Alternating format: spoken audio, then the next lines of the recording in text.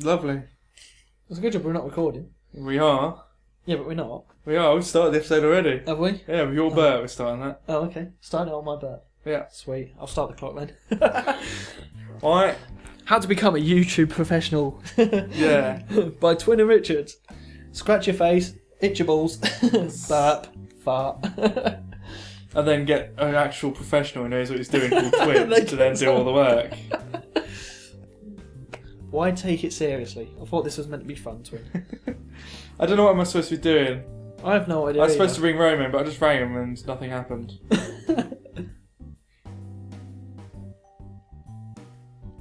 Have I told you how much I like alcohol?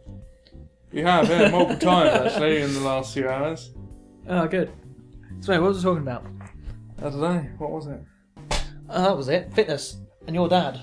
Fitness of my dad. Yeah. Because your dad is tiny, but he's a hench fucker. He's not tiny. I don't think he'd appreciate me calling him tiny, but he's small. Not exactly a tall bloke. I mean, He's not tall, but he's definitely not tiny. By any stretch of the imagination. You could be not tall and still not tiny. Well, yeah, like I would say I'm above average. No, not by much, but. Well, your dad's what about am I? 6. What was he in the end? 6. We'll give you 6'1". We'll give you 6'1". About 6 foot, 6'1", and my dad's at least sort of 5 inches shorter than me. 5'8". So 5'9". maybe a bit more. So yeah, probably about 5'8". I reckon 5'7", 5'8". Yeah. And I'm glad you can still do math. I don't know. I don't do inches. I can't take 5 from 12. But yeah, but for a man who is that much smaller than me, he's incredibly strong compared to me. Like he can still crush me with one arm, like with ease, like cripple me. Well, your dad works at an engine manufacturer's, and now these aren't engines for cars. These are engines. These for are like tractors. proper industrial diesel engines designed for construction equipment and the like. And these engines are designed to pull a couple of tons on the back on a muddy field. Yeah, without any stress on it at all. Yeah. So these things are going to be huge. And he puts one on each shoulder and wanders around a factory going, you need to fix that, Jed. You need to fix that, Fred. Just like Popper. Yeah, and just pops them around the place. So he's going to be incredibly... It was like, I had a chap work for me called Michael. Now, his dad was a labourer on a construction yard. And all he did was shovel sand into a barrow. Yeah. That was his job. And he did that for 4 years. I'll tell you what, Michael's like you. He's 6 foot and a bit, and his dad's I say short, but he's 5'6", 5'7", and he remembers being picked up by one arm on his dad against the wall. Oh yeah, my dad can still do that with me, and I'm fucking 16 stone. Well, exactly. Well, your dad used to carry 1/2-ton engines on his shoulders, one on each, so picking you up's lightweight. Yeah. Because we got onto that because it's like I've just come out of working from a warehouse and I need to lose a little bit more weight and around the belly and things like that, and it was just like I've not henched up, but I've got a lot stronger than what I was in the last 2 and a bit weeks. He's no longer got pipe cleaner arms. I've got a little bit of muscle, and I'm quite proud of these. Biggest muscles I've ever had in my life, like a tensum and everything. Oh, look at that! Like a tensum, and I've got a bit of flex on them. Oh, it's beautiful. So yeah, that's where we got onto that. But I'd love to work at your dad's place one day and just lug engines on your shoulders. However long we went there in 2004, I think he started paying. So you worked there for 11 years. You certainly gained a level of strength and endurance doing it. Well, even working at the warehouse that I worked at, you just lifting around oak furniture. Yeah.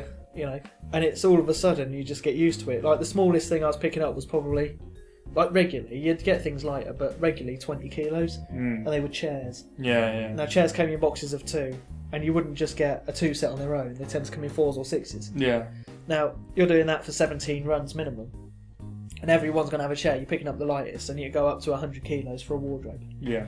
So that's your range. So if you do, maybe, I think there was about 26 pallets to a lorry. No, maybe even more than that. Probably close to 40 pallets. I was thinking 13 on each side, but they're probably 20 on each side now. And there was 4 of you doing it. You soon get quite. you have to learn to pick them up and move them around because they're not going to help you. Yeah. There's your sticker. Right, that sticker says A. Take it to A. That sticker says C. Take it to C. And get on with it. And if they saw you slacking, they'd get you to hurry up.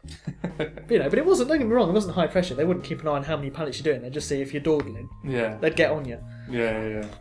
So you soon do a few of them, and then that's 8 hours a day. And you'd have to do 4 lorries, and one of them's a sofa lorry. And when you're doing a sofa lorry, they don't come on pallets. They come just stacked up on their end. Yeah. So you've got three wide of sofas, and then footstools on the top, or maybe even a chair, depending on how small the sofas are. So if it's a 2-seater sofa, you'd have a chair on top. Now the chairs are probably 30 kilos on their own, and the sofas can weigh anywhere up to 90 kilos. And if you've got a sofa bed, you're really unlucky, they weighed 110, 120 kilos. Yeah. And you're having to, you're not having to pick them up, put them on your shoulder, but you're having to manoeuvre them around. Yeah. So it's just ankles, but it's still heavy lifting, and it's hard work. So definitely. I mean, it's quite strange because I've never really had like a heavily involved manual labour job. Like I've worked at basically 3 supermarkets over the years, and 2 of them were the same company. 2 by the same company, yeah. But the first time I was literally stacking crisps and toilet paper, and fuck me, that's heavy. Oh. So yeah, that wasn't hang on. much. A 4-pack or an 18-pack of toilet roll? Both. What? An 18-pack? So yeah, that wasn't exactly manual labour. The second time I was at another supermarket, I was mainly on checkouts and the kiosk, so that's not exactly manual labour at all. You're just beeping stuff through. So that wasn't like particularly strengthening or anything. And then the one I'm at now, again, I mean it's a bit more sort of work now. Now I shift sort of stuff that goes on fridges, like pallets of that around. But largely, it's just putting it on the trolley, taking it out to the iron, and putting it out. So I've never really had like a heavily intensive strength job. Oh yeah. But I'm still quite strong, I'd say, relatively. I don't know. Well, considering I've never had to do manual labour, I feel I can do manual labour if I need to. Before I got this warehouse job, I'd never consider myself doing manual labour because, I was a manager. I'd sit on a desk and watch people work. Yeah. What was the saying? It was manual labour. I love it. I can watch it for hours. Couldn't do it myself. Yeah. But then again, working at your local convenient gambling place, all you're doing is sitting there typing. Yeah. So all you're doing is slapping your wrist, going blah blah blah blah. And that was it. Just so you know, we're now on the 2nd island. I have no idea. And we're very soon going to be on the 3rd. Oh right, I shall take your word for it, because again I haven't really been paying attention. I told you it wouldn't take long, as long as we're rushing through it. I'm going to start how I mean to go on by not understanding anything that's happening in this. I'm just going to sit here and chat bollocks for you. Do anyway. The thing is though, people are going to watch the first 10 episodes and go, Tom's a prick, Jerry. And then get onto this episode and go, Tom's really chatty now.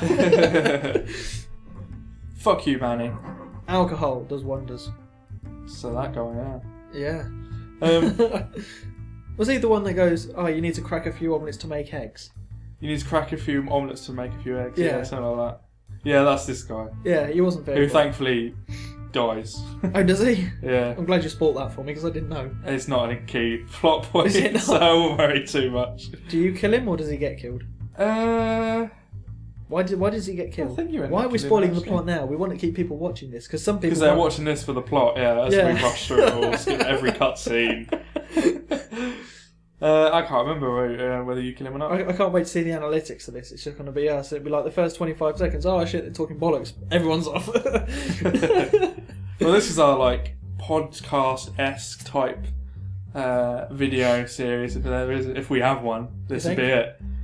Oh. Do you know what? I think we should do a podcast, like a proper podcast. We just talk 1 hour a week, and we get someone like Boogie on board. That'd be awesome.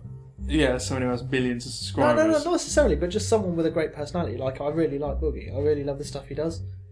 If I could find someone that had 1,000 subscribers, 100 subscribers, that was exactly like him, I'd get him on board. But I don't know anyone. If they wanted to. Bearing in mind, we've currently got 2. All of 2. So even someone with 100 subscribers would be interested. Out of them 2, they're not even us 2. No, we're not even subscribed to our own channel yet. We haven't. That's how. So far, it's Bieber who actually is part of our channel, technically, and our mate Stu. Yeah. Other than that, none. And that's it. And I didn't subscribe because I didn't enjoy the content really. Yeah, the content. Until they actually put out content, I ain't gonna watch that content. No, of course not. Well, even so, it might be a bit dry, and I'm thinking, I don't watch shows. We're shit. No, don't. Go watch. Who do I like? Rob Az. Rob Az is kick-ass. Go watch Rob Az. Or Funhouse. I like them and all. No, I don't watch Funhouse. Or our alter egos. Geography Now. What? Geography Now, I watch him a lot. They're not our alter egos. No, they're not our alter egos, no. But Geography Now's good. What's his name? Something Barbary something. He's really good. He does geography. And he goes through every country. He goes through all the things like the national, like the geographics, the demographics, and everything. And, you know, the friend zone. He talked about I showed you him. He did that fake one, didn't he, that I showed you that you got really into. You're like, wow, that's a really interesting country. And they went, April Fools. It's like, oh, great. Well, you taught me all that educational stuff. But the thing is, I mean, he grew really quick. He's done like 20 episodes. He's already on 200,000 subscribers. All of them paid for. No, he's not paid for any of them. He's just put out a video and he got popular and he's going to do all the countries alphabetically, and it was just like, he just exploded. It was. Yeah. But the thing is, though, his stuff's good and it's unique. Yeah. Oh, what's the other one I watch? Alternate History. And Alternate History is brilliant because he does things like... Yeah, I think I've seen. He does things like, what was the last one he did? There's a thing called the Schlieffen Plan, which was part of Hitler's World War One, not Hitler. The Kaiser's World War One plan, where he went, right, if we do a quick attack on France, take over France, then put all the troops around to Russia, we can defeat Russia, which in theory worked. That plan worked. But what he didn't consider was England taking over because they had to invade Belgium to go into France as part of his plan. So because he walked through Belgium, we had to invade to protect Belgium as English. And then that's what destroyed Germany's Schlieffen Plan in World War One. You know, he does loads of things like that. He's really... it's so clever. And he described it so well as well. Well, if you want to learn anything of what Richard's just said there, go to... Geography Now. We'll put a link in the description. Geography Now.